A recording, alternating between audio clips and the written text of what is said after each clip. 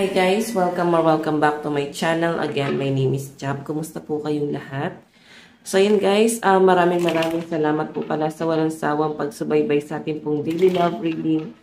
And kung ikaw ay bago pa lang sa ating channel, mag-subscribe na po kayo. Then i-click mo na rin yung ating notification bell para lagi kang updated sa ating mga bagong upload. So yun guys, tignan natin kanina bang love reading itong masasagap natin ngayon.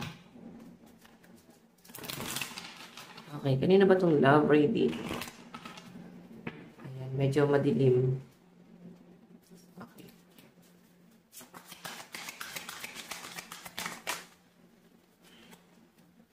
Drama free. So, sinasabi lang dito guys, huwag ka masyadong magpa-apekto. Okay, huwag ka masyadong magpa-apekto dito sa person mo kasi parang magaling lang siyang magdrama. Magaling siyang magpanggap. Pwedeng dyan kanya kinukuha sa pagpapanggap niya. Okay? Magaling siya guys magsinungaling. So, anong tawag dyan? Baka sinasayko ka ng person mo. Okay? So, baka ikaw ay namamanipulate ng hindi mo namamalayan. Kasi tignan mo, pwedeng ang nakikita mo kasing sitwasyon niya ngayon is malungkot siya, marami siyang pinagdadaanan, depressed. Pero yung totoo guys, ito masaya siya. Gusto ko lang niya guys i-manipulate. Parang pa-victim yung energy na nakikita ko dyan.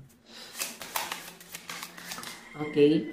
So guys, meron tayong it's not the end, only the beginning. Ayan. So once siguro guys na matauhan ka, talagang sasabihin mo lahat sa kanya, no? Lahat ng mga maling ginagawa niya sa inyo. May nakikita akong confrontation dito. Parang may pag-uusap na magaganap sa inyo. Parang hindi nyo guys talaga makontrol eh. Ramdam mo na rin siguro talaga na meron siyang pagpapanggap dyan.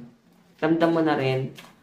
So, sa pinapakita sa akin dito, ikaw kasi medyo parang immature pero matured. Alam mo yun, may ganun yung tipong, yung action mo parang immature pero kung mag-isip ka, matured, no? So, hindi kasi guys nagigets ng ibang tao, baka akala nila immature talaga yung buong pagkatao mo pero pwede kasi guys na grabe lang yung inner child na meron ka. Oo, makulit lang siguro talaga yung energy. Okay, so ayan no, marami kang kayang gawin eh. Kaya mong baguhin yung buhay mo. Okay, tignan natin.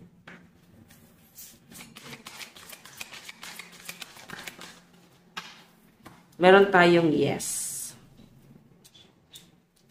So guys, ang pinapakita sa akin dito, parang ito kasing yes na to is parang something na kaya mong mag-enjoy na hindi na siya kasama. Okay, hindi mo na siya sinasama doon sa mga plano mo. Sa pinapakita kasi sa akin dito, malinaw na kaya mo na. I think nakaka-recover ka na talaga. Okay? Tignan natin. Meron tayong party in your heart. So, grabe no? Grabe yung pagiging inner child mo talaga. I mean, yung inner child mo. Grabe. Maganda yung nakikita kong energy mo dyan. So, si person mo, ito siya. Oo, kasi nakikita niyo masaya kayo eh. Okay, siguro hindi lang inahabol niya sa inyo kung paano ka mag-isip, kung paano ka sa isang sitwasyon, go with the flow lang, masiyahin, ganun eh. So, feeling ko rito guys, parang nagkakaintindihan naman kayo. Ang problema lang guys, mas minamanipulate ka niya. So, baka hindi ka aware doon. Tignan natin ha. Tignan natin. Okay. Meron tayong it is safe for you to love. So, moving on, mag-move on ka na sa taong to. Kung ex mo to, forgiving and learning, hiningi siya ng tawad sa inyo. For my opinion kasi guys, uulit-ulitin niya lang yan. No? Wala siyang pagbabagong gagawin sa buhay niya. Tignan natin, meron tayong heart-to-heart conversation. So, may nakikita ko dito guys, pag-uusap. Pipilitin ka niya eh. So, ang kulit ng energy nitong taong to. Oo. Kukulitin at kukulitin ganito, ikaw na lang yung maiirita talaga sa kanya. Kasi pwedeng ipagtabuyan mo siya. Kasi ayaw mo na eh. Okay? May mga bagay na iniisip ka Parang hindi mo na pangihinayangan pa sa taong to. Okay? Gusto mo na lang siya, guys, mawala sa buhay mo. Okay? Ito, pipilitin ka niyang kausapin. So, pwede, guys, nangyayari na siya ngayon or mangyayari pa lang. Meron tayong you deserve love. So, tama to, guys. Deserve mong mahalin. Pwede hindi mo makita yung pagmamahal na yun dito sa person mo na to. Okay? Saya soulmate. Baka mahanap mo pa yung soulmate mo. Once na let go mo tong taong to. Kasi, sa nakikita ko, guys, manipulative mapagpanggap to. Marami siya sinasabi na hindi naman, guys, totoo. Okay? Baka pa, asahin ka lang. Ganyan. May mga sasabihin siya, guys, na asang-asa ka naman. Like, pinangako niya na hanggang ngayon nag-expect ka pa rin na tutuparin niya yung mga pangako na yon. Pero wala naman, guys, no? Hindi naman niya, guys, kayang tuparin. So, ano yung mangyayari, guys? Magiging toxic lang to at nag-expect ka hanggang sa para bang lumipas na lang yung panahon, nag-aksaya ka ng panahon sa taong to. Ayan. Nakikita ko naman matatauhan ka rito. You deserve love and soulmate. Baka makita mo yung tamang tao para sa'yo talaga. Okay? Tignan pa natin, guys. Ano yung nararamdaman? Okay. Ano yung nararamdaman ni person mo sa'yo? Ayan. Taas lang natin to. Nararamdaman ni person mo sa'yo.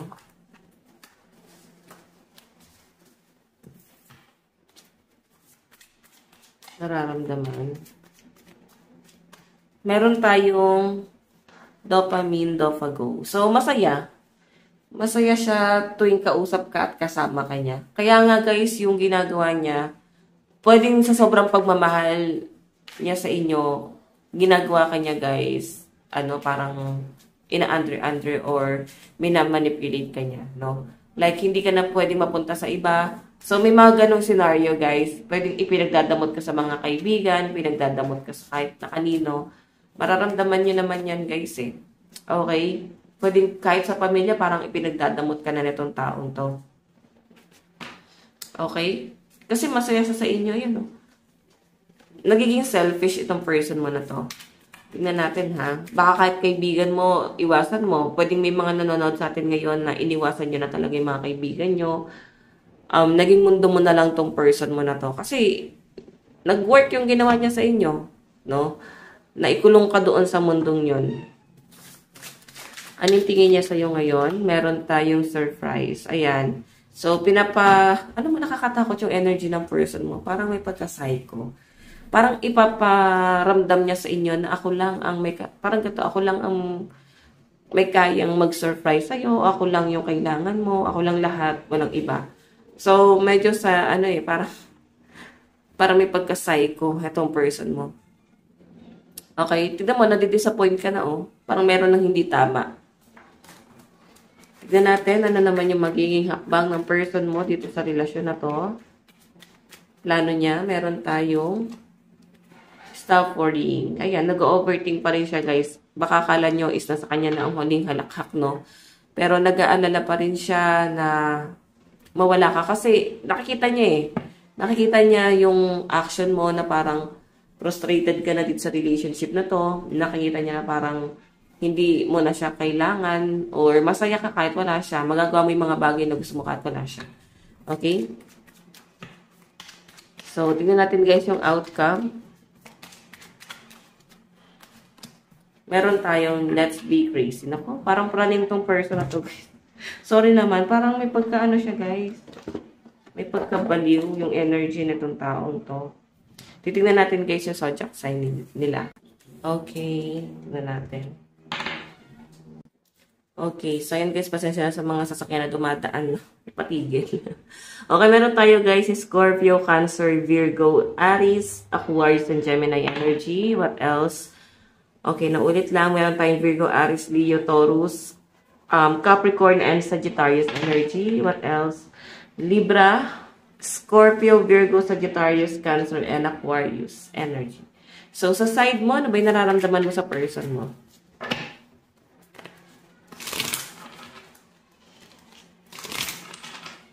Ano yung nararamdaman mo sa person mo? The die is cast. So, napifeel mo, no? Baka ginagayuma ba ako ng taong to? may nafe-feel ka na something eh. Sabi ko sa inyo guys, may pagka-psycho eh. Parang dinadasalan ba ako nito? Bakit ganito? Nag-overthink ako. Parang lagi ko siyang iniisip. Parang alam mo eh, ramdam mo na wala na yung love, pero parang hinahatak ka pabalik sa kanya. Mafe-feel mo yan guys. So ayan, nafe-feel mo na baka may ginagawa siya. Okay, pero nakikita mo naman na parang pinaglalaroan ka niya. Pero pinaglalaroan ba ako ng taong to? Ganon. So, tignan natin ano ba yung tingin mo sa taong to. Do not push. May, no? Pinipilit ka niya sa mga bagay na ayaw mong gawin. Okay, itong person mo na to guys, masyado siyang controlling. Okay? Dala to guys na sobrang pagmamahal. Gusto niya guys, mawala yung mga bagay na,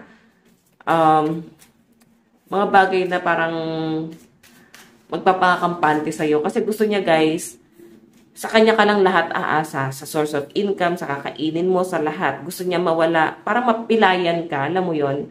Ano mo sa madaling sabi yon? Mawalan ka ng work siguro, or mawalan ka ng kaibigan, yung mga taong sasandalan, source of income, pwedeng mafe-feel nyo yan guys, no?